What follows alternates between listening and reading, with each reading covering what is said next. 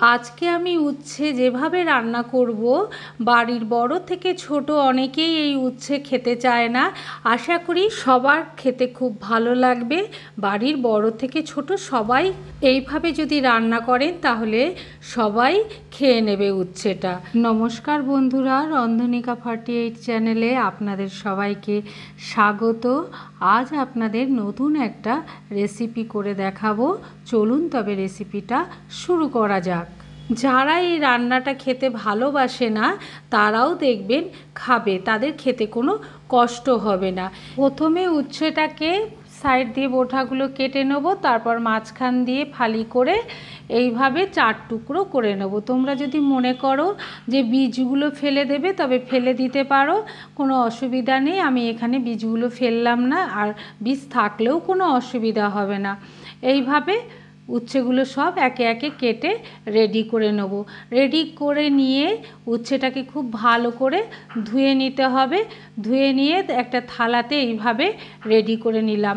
অনেক সময় বাচ্চারা উচ্ছে খেতে চায় না, তাই এইভাবে রান্না করলে উচ্ছে বুঝতে পারবে না কিন্তু খেয়ে নেবে। চলো এবার রান্নাটা শুরু করি। আজ আপনাদের তেল ছাড়া 5 ফোড়ন দিয়ে উচ্ছে রান্না করে দেখাবো। প্রথমে গ্যাসটাকে ধরিয়ে নেব, ধরিয়ে নিয়ে বাটিটাতে জল দিয়ে দেবো। জলটা যতক্ষণ গরম না হচ্ছে ততক্ষণ পর্যন্ত একটু অপেক্ষা করতে হবে। জলটা যখন গরম হয়ে যাবে প্রথমে আলুগুলো দিয়ে দেবো।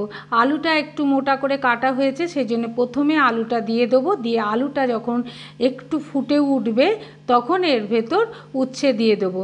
আর সেদ্ধ করার পর জলটা যদি আমরা ফেলে দিই তাহলে উচ্ছেতে তেতো ভাবটা অনেকটাই কমে যাবে। অনেকে এই তেতোর জন্যে উচ্ছেটা খায় না।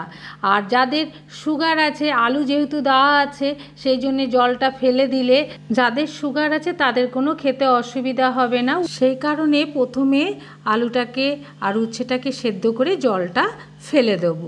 আপনাদের কাছে অনুরোধ রইল, আপনাদের যদি এই তেল ছাড়া উচ্ছে রান্নার রেসিপিটা খুব ভালো লাগে তাহলে সাবস্ক্রাইব করে নোটিফিকেশানটা অন করে রাখবেন।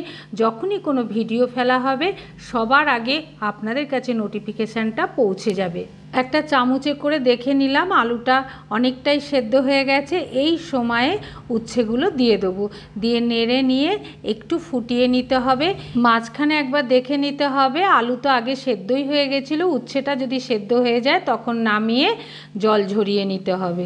আপনারা অনেকেই তো উচ্ছে রান্না করেছেন, আশা করি এইভাবে আপনারা রান্না করেননি একবার, সেই জন্য আপনাদের কাছে অনুরোধ রইল এইভাবে উচ্ছে রান্নাটা অবশ্যই আপনারা বাড়িতে করে একবার খাবেন। আশা করি আপনাদের খুব ভালো লাগবে। আর কমেন্ট করতে কিন্তু ভুলবেন না, কমেন্ট করলে অনেক উৎসাহ বেড়ে যায় আর আনন্দও লাগে। সেই জন্য নিত্য নতুন রেসিপি করতে আমারও খুব ভালো লাগে। যাই হোক, উচ্ছেটা এতক্ষণে সেদ্ধ হয়ে গেছে। এইবার একটা ছাকনার ওপর উচ্ছে আর আলুটাকে ঢেলে জলটাকে ঝরিয়ে নিলাম।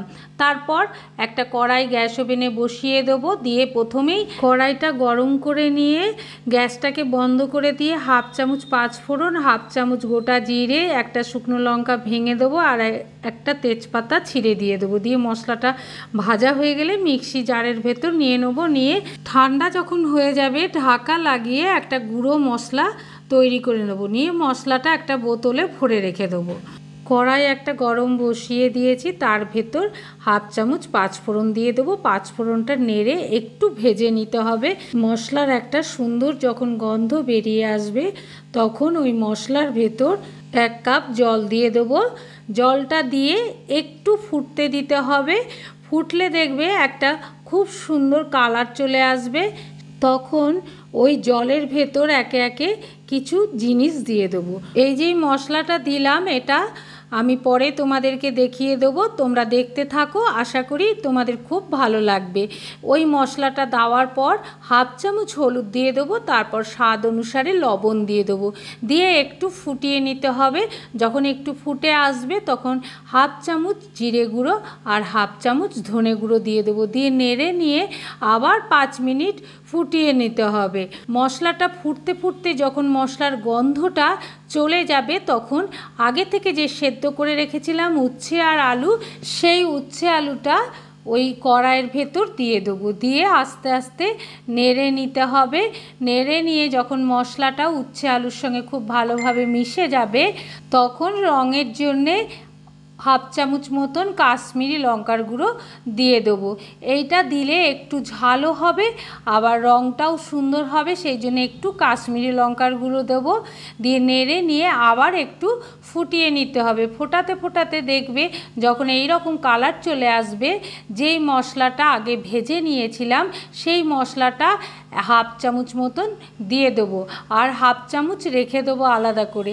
এই হাফ চামচ মশলাটা দেওয়ার পর নেড়ে নিয়ে আবার কিছুক্ষণ ফুটিয়ে নিতে হবে।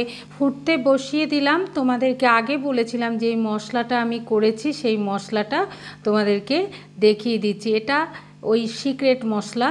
প্রথমে 1 ইঞ্চি আদা দিয়ে দিলাম, তারপর একটা তেজপাতা ছিঁড়ে দিয়েছি, আর একটা কাঁচা লঙ্কা দিয়ে দিলাম, দিয়ে ঢাকা লাগিয়ে একটা মিহি পেস্ট তৈরি করে নিলাম। যখন রান্নাটা শুরু করবে সবার আগে মশলাটা আগে তৈরি করে নেবে। সেই সময় আগে থেকে দই ফেটিয়ে রেখেছিলাম, সেই দইটা 2 চামচ মতন ওই উচ্ছে আলুর ভেতর দিয়ে দেবো।